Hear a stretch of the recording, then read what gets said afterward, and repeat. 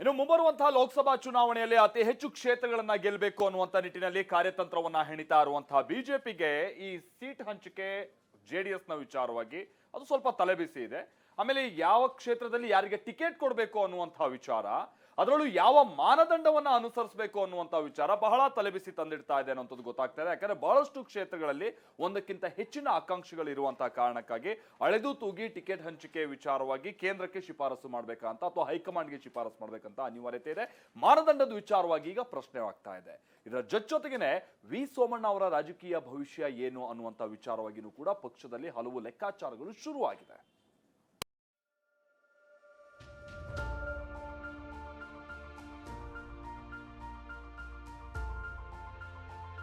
ಪಕ್ಷ ಯಾರಿಗೆ ಟಿಕೆಟ್ ಕೊಡ್ತದೆ ಅವ್ರಿಗೆ ನಾವೆಲ್ಲರೂ ಸೇರಿ ಪ್ರಚಾರನೂ ಮಾಡ್ತೀವಿ, ಗೆಲ್ಲಿಸೋ ಪ್ರಯತ್ನ ಮಾಡ್ತೀವಿ.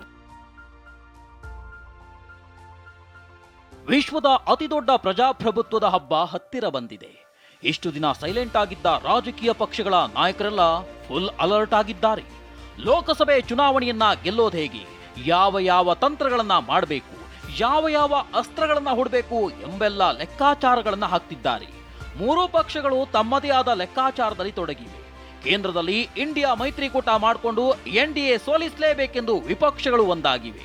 ಬಿಜೆಪಿ ನಾಯಕರು ಕೂಡ ರಣತಂತ್ರಗಳನ್ನ ಹೆಣಿತಿದ್ದಾರೆ.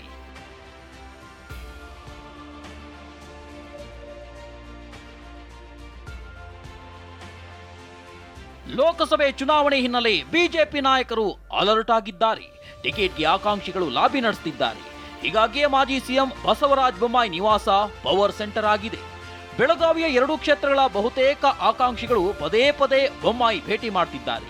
ಮಾಜಿ ಸಂಸದ ರಮೇಶ್ ಕತ್ತಿ, ಸಂಸದ ಅಣ್ಣಾ ಸಾಹೇಬ್ ಜೊಲ್ಲೆ, ಮಾಜಿ ಶಾಸಕ ಸಂಜಯ್ ಪಾಟೀಲ್, ಸದಾನಂದ ಗೌಡ ಭೇಟಿ ಮಾಡಿದ್ದಾರೆ. ಸದಾನಂದ ಗೌಡ ಸೋಮವಾರ 2 ಗಂಟೆಗಳ ಕಾಲ ಚರ್ಚಿಸಿದ್ದಾರೆ. ಬೆಳಗಾವಿ ಟಿಕೆಟ್ ಸಂಬಂಧ ಮಾಜಿ ಸಂಸದ ರಮೇಶ್ ಕತ್ತಿಗೆ ಬೆಂಬಲ ಸೂಚಿಸಿದ್ದಾರೆ. ರಮೇಶ್ ಕತ್ತಿ ಸ್ಪರ್ಧೆಗೆ ಬೊಮ್ಮಾಯಿ, ಆರ್ ಅಶೋಕ್ ಕೂಡ ಬೆಂಬಲ ವ್ಯಕ್ತಪಡಿಸಿದ್ದಾರೆ ಎನ್ನಲಾಗಿದೆ.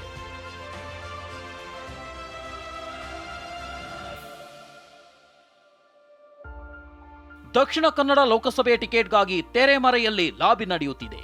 ಈ ಬಾರಿ ನಳಿನ್ ಕುಮಾರ್ ಕಟೀಲ್ಗೆ ಟಿಕೆಟ್ ಮಿಸ್ ಆಗುವ ಸಾಧ್ಯತೆ ಇದೆ.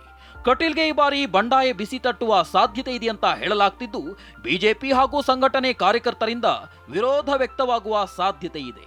ಬಿಜೆಪಿ ಭದ್ರಕೋಟೆ ದಕ್ಷಿಣ ಕನ್ನಡದಲ್ಲಿ ವ್ಯಕ್ತಿಗಿಂತ ಪಕ್ಷದ ಶಕ್ತಿ ಇದೆ. ಇಲ್ಲಿ ಯಾರನ್ನೇ ನಿಲ್ಲಿಸಿದ್ರೂ ಗೆಲುವು ನಿಶ್ಚಿತ ಅನ್ನೋ ವಿಶ್ವಾಸವೂ ಇದೆ.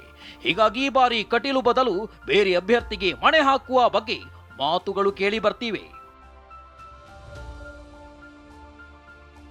ದಕ್ಷಿಣ ಕನ್ನಡ ಲೋಕಸಭೆ ಟಿಕೆಟ್ ಈ ಬಾರಿ ಕ್ಯಾಪ್ಟನ್ ಬ್ರಿಜೇಶ್ ಚೌಟಾಗೆ ಸಿಗುವ ಸಾಧ್ಯತೆ ಇದೆ ಎನ್ನಲಾಗ್ತಿದೆ. ಕಳೆದ ಬಾರಿಯೇ ಪ್ರಬಲ ಆಕಾಂಕ್ಷಿಯಾಗಿದ್ದ ಬ್ರಿಜೇಶ್ ಚೌಟ ಆರ್ಎಸ್ಎಸ್ ಹಿನ್ನೆಲೆ ಹೊಂದಿದ್ದಾರೆ. ಯಡಿಯೂರಪ್ಪ ಬಣದಲ್ಲಿ ಗುರುತಿಸಿಕೊಂಡಿರುವ ಚೌಟ ಸಂಘ ಪರಿವಾರದ ರಾಷ್ಟ್ರೀಯ ಪ್ರಮುಖರೊಂದಿಗೆ ಸಂಪರ್ಕದಲ್ಲಿದ್ದಾರೆ. ಆದರೆ ಬಿಎಲ್ ಸಂತೋಷ್, ನಳಿನ್ ಕುಮಾರ್ ಬೆನ್ನಿಗೆ ನಿಂತಿದ್ದಾರೆ.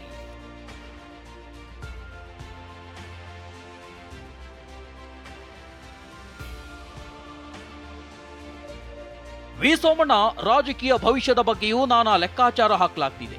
ವಿ ಸೋಮಣ್ಣ ಅಸಮಾಧಾನ ಶಮನಕ್ಕೆ ಬಿಜೆಪಿ ಬಿಗ್ ಪ್ಲಾನ್ ಮಾಡಿದ್ದು, ಕೇಂದ್ರ ಸಚಿವರನ್ನಾಗಿಸಿ ಚುನಾವಣೆ ಕಳುಹಿಸುವ ಬಗ್ಗೆ ಚಿಂತನೆ ಮಾಡಿದ್ದಾರೆ.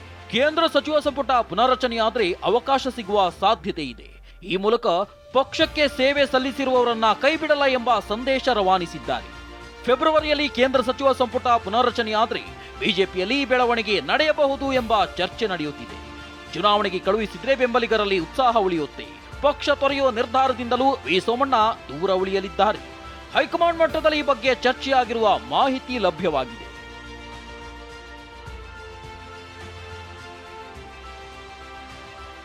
ಲೋಕಸಭೆ ಚುನಾವಣೆಗೆ ನಿಲ್ಲಲು ಬಿಜೆಪಿಯಲ್ಲಿ ಭಾರೀ ಪೈಪೋಟಿ ಇದ್ದು, ರಾಜ್ಯಾಧ್ಯಕ್ಷ ವಿಜಯೇಂದ್ರ ಎಲ್ಲರನ್ನ ಹೇಗೆ ಸಮಾಧಾನ ಮಾಡ್ತಾರೆ ಅನ್ನೋ ಪ್ರಶ್ನೆ ಮೂಡಿದೆ.